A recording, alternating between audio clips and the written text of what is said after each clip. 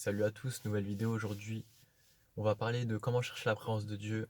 Alors c'est vraiment un gros sujet, mais c'est un sujet où en réalité il y a pas beaucoup, il y a beaucoup de bonnes réponses et chacun a sa manière et il faut que chacun trouve sa manière. On a tous des prédispositions différentes, on est tous différents et chacun doit trouver sa manière de faire parce qu'en réalité c'est on- si Dieu il nous a créés à son image, ça veut dire que Dieu il a des points communs avec nous. Et là, je vous pose la question, les relations humaines que vous avez autour de vous, elles sont à chaque fois différentes en fonction des personnes. C'est pour vous dire que la relation que vous allez avoir avec Dieu, elle va être unique à vous. Et c'est important de le comprendre. Et là, je reçois une parole de l'Éternel qui dit c'est vrai. Ah, ouais. Donc du coup, c'est important de le comprendre déjà. Ça, c'est pour mettre les fondations. Chacun a une relation différente avec Dieu, on est tous différents. Mais Dieu, c'est le même. Voilà, ça, c'est important de le comprendre. Donc, comment est-ce qu'on peut chercher la présence de Dieu? Premier élément de réponse, et c'est le plus important, enfin, on va dire que c'est un des points fondamentaux, c'est par la louange et l'adoration.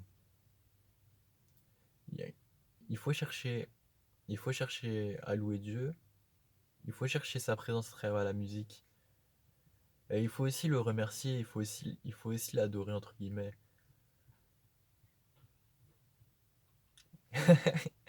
Ouais, Dieu me demande d'enlever entre guillemets, il faut aussi l'adorer du coup.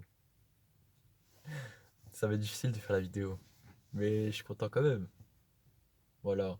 Donc, il faut le louer, il faut l'adorer, il faut chercher sa présence. Déjà, en tout cas, moi personnellement, ce que je fais, c'est que j'utilise beaucoup les remerciements. Je le remercie beaucoup. Déjà, je le remercie pour ma vie. Je le remercie pour ce qu'il a fait à la croix alors que j'étais même pas né. Je le remercie parce que j'étais dans un état par exemple A, et il m'a fait passer par un process et je suis parti dans un état B, et je suis dans un bien meilleur état qu'auparavant. Et je le remercie déjà pour ça, je le remercie pour plein de choses. Je le remercie pour les journées, pour comment ça se passe. Je le remercie pour la joie qu'il me donne. Remerciez-le, vous verrez. Remerciez-le, vous allez voir la différence. Là, on me demande de parler de la repentance. C'est important de se repentir aussi. Parce que,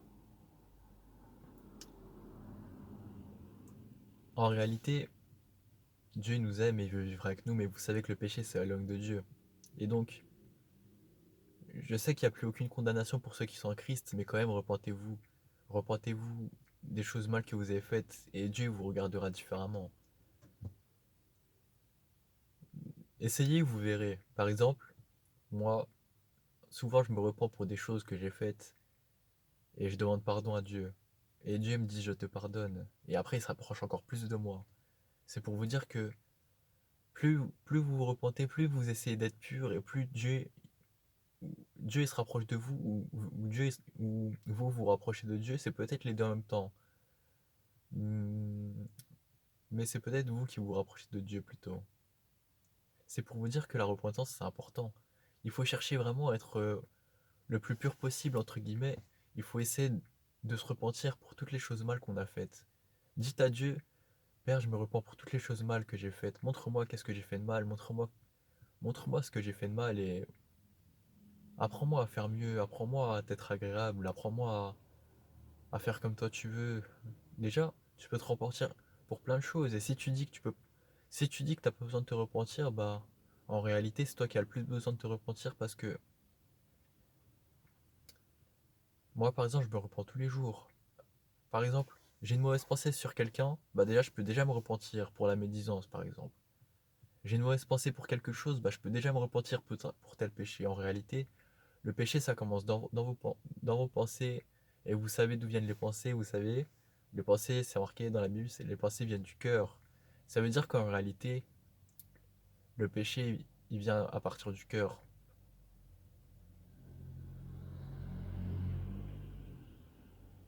Mais là, ce que je dis, c'est pas tout à fait vrai, mais c'est en partie vrai.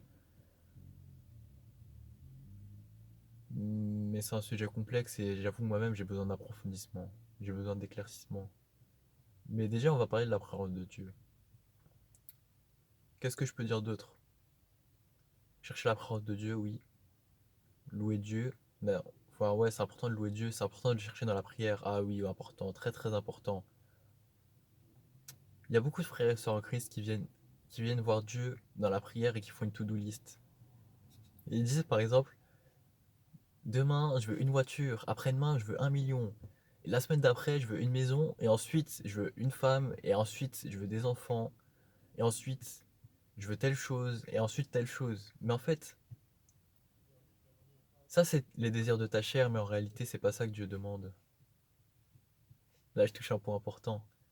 En réalité là, toi tu veux que Dieu il fasse le plan pour ta vie, alors que Dieu il veut que tu fasses le plan pour son royaume. Et c'est une grosse différence. Et c'est très important. Là, je reçois que c'est très important en plus.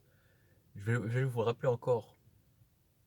Il y a beaucoup de personnes dans la prière qui demandent qui font une liste de choses, qui font une demande à Dieu comme si ils demandaient quelque chose au Père Noël.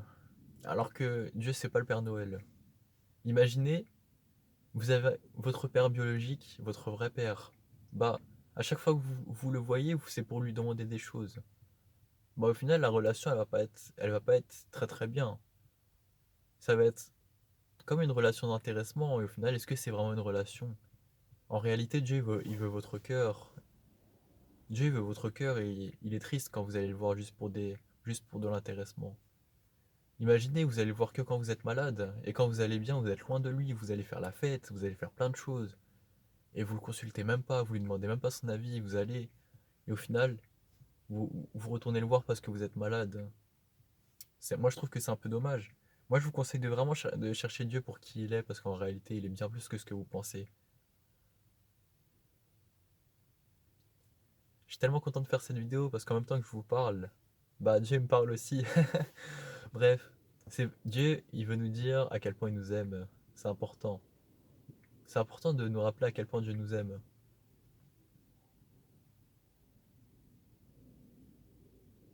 Dieu nous aime tellement, vous pouvez même pas imaginer. Donc là, je vais vous rappeler encore ce que j'ai dit. C'est important de chercher Dieu pour qui il est et pas pour ce qu'il peut nous apporter. Ça, je vais répéter encore. C'est important de chercher Dieu pour qui il est et pas pour ce qu'il peut nous apporter. Et en réalité, il y a marqué chercher le royaume des cieux en premier et le reste vous sera donné. Chercher le royaume des cieux, ça veut dire chercher à faire la volonté de Dieu. Ça veut dire chercher à faire sa volonté. Ça veut dire lui demander qu'est-ce que je dois faire, où est-ce que je dois aller, à qui je dois parler, pourquoi est-ce que je dois prier, etc., etc., etc. Et vous allez voir que lui-même, après Dieu, il viendra vous voir et il va vous dire, tiens, t'as été un serviteur fidèle, je vais te donner ça. T'as été un serviteur fidèle, je vais te donner ça. Alors que vous n'allez même pas redemander. Vous pouvez demander, mais cherchez avant tout à faire la volonté de Dieu. Dieu, c'est un bon père, hein. Vous pouvez lui demander, il va vous donner. Pardon, vous pouvez lui demander, il va vous donner. Mais cherchez à faire sa volonté en premier. Mais là, on va parler de la présence de Dieu. Mais déjà, un élément important, c'est que ce que je vous ai dit, il faut chercher sa présence, mais il faut chercher à faire sa volonté avant de faire notre volonté avec notre chair. C'est-à-dire, il faut marcher par l'esprit. Oh, j'avoue, je m'égare un peu là. Mais c'est quand même important de le dire. Qu'est-ce que je peux dire d'autre aussi? Hmm, On a parlé de la louange, on a parlé des remerciements. Comment est-ce qu'on peut chercher la présence de Dieu? En tout cas, dites-moi en commentaire, quelles sont vos techniques pour chercher la présence de Dieu? Je pense qu'il y a des personnes qui vont dire qu'ils trouvent la présence de Dieu en lisant la Bible. Et en tout cas, moi, je vais pas vous dire, je vais pas vous dire, moi, mon cas, il est vraiment différent. Je vais pas vous dire oui ou non parce que mon cas, il est différent, mais c'est possible que des personnes dans les commentaires vous disent ça, et du coup, je peux vous dire qu'il y a des personnes qui trouvent la présence de Dieu en lisant la Bible. Là, Jésus, il me dit c'est la vérité. Donc, chacun est différent, chacun est fait différemment, et c'est important de connaître les techniques de chacun et d'expérimenter toutes les techniques pour voir quelle est la meilleure technique pour vous. Comment est-ce que vous trouvez la présence de Dieu? Moi, par exemple, je prie souvent dans les mêmes positions, et c'est dans ces positions que je trouve le plus rapidement la présence de Dieu. Dans la prière, je commence par des remerciements, et au bout de quelques secondes, je trouve la présence de Dieu. Mais au bout de quelques secondes, c'est parce que C'est parce que ça fait longtemps que je fais ça. C'est parce que ça fait longtemps que je fais ça. Au début, je devais prier plusieurs heures avant de trouver. Après, c'était plusieurs minutes. Et maintenant, c'est plusieurs secondes. Donc voilà, c'est pour vous dire que c'est comme à la salle de sport. On va pas soulever des grosses charges tout de suite. Les charges, ils se soulèvent progressivement. Et petit à petit, on se lève de plus en plus lourd sans s'en rendre compte ou naturellement, alors que pour nous, c'est le même effort. Bah, c'est pareil en fait. Plus tu vas être habitué à chercher la présence de Dieu, plus pour toi, ça va être facile de trouver sa présence. C'est pour ça qu'il faut chercher sa présence régulièrement et surtout, il faut être persévérant. Il faut être persévérant. C'est pas parce que tu trouves pas la présence de Dieu que tu dois tout abandonner. Il y a marqué dans la Bible que celui qui cherche trouve. Donc, cherchez et vous trouverez. C'est ce qui est marqué dans la Bible. Et si vous avez des difficultés à trouver, dites à Dieu. Il y a marqué dans la Bible, cherchez et vous trouverez. Et continuez. Et continuez par la foi, vous trouverez. Ah oui, oui, oui, oui, il faut aussi parler de ça. Il faut, Dans la Bible, il y a souvent marqué jeûner et prier. Il y a des personnes, ils ont besoin de faire descendre leur chair pour faire monter l'esprit. Et même beaucoup de personnes. Comment on peut faire descendre sa chair? Bah, la chair, par exemple, c'est les excès de table. C'est manger beaucoup, beaucoup, beaucoup. C'est pour ça. Il y a marqué jeûner. C'est pour se priver de nourriture et faire descendre la chair pour que la chair elle soit faible. Mais la chair, c'est pas que ça aussi. Par exemple, les téléphones, ça peut être la chair. Par exemple, imaginez, vous allez sur les réseaux sociaux et vous commencez à scroller, scroller, scroller, scroller, scroller, sans s'arrêter. Bah là, vous nourrissez votre chair aussi. Là, c'est votre chair que vous nourrissez. Au final, votre esprit descend et votre chair monte. Ça veut dire que si vous vous privez des réseaux sociaux, si vous privez de YouTube, Instagram, par exemple, bah automatiquement, votre chair, elle va baisser et votre esprit va monter. Mais là, on a parlé de faire descendre la chair. Est-ce qu'il y a d'autres exemples pour faire descendre la chair? En vérité, il y en a plein. Par exemple, imaginez, vous avez un loisir et ce loisir-là, c'est comme si il prenait la place de Dieu. C'est comme votre petite idole. Bah ça peut être considéré comme la chair aussi. Donc là, c'est important de le comprendre. Moi, je vous encourage à vous poser la question, dans votre situation, qu'est-ce qui peut faire monter votre chair? Donc là, maintenant, on va parler de faire monter l'esprit. Comment faire monter l'esprit? Déjà, comment faire monter l'esprit? Bah, il faut chercher Dieu, il faut chercher Dieu, il faut vraiment prier sans cesse. Il faut prier, prier, prier, prier. Plus tu pries, plus ton esprit va monter. Mais prenez autorité sur les distractions. Parce que quand vous êtes distrait dans la prière, votre chair monte et votre esprit descend alors que vous êtes dans la prière. Il faut prendre autorité sur toutes les mauvaises pensées, sur toutes les distractions, sur tout ça là. Ensuite, remercier Dieu. Ouais, ça fait partie de la prière. La louange, ça fait monter votre esprit aussi. Donc ouais, plus vous serez esprit et moins vous serez chair, et plus vous serez chair et moins vous serez esprit, et plus vous serez esprit, et plus ce sera facile pour vous trouver la présence de Dieu.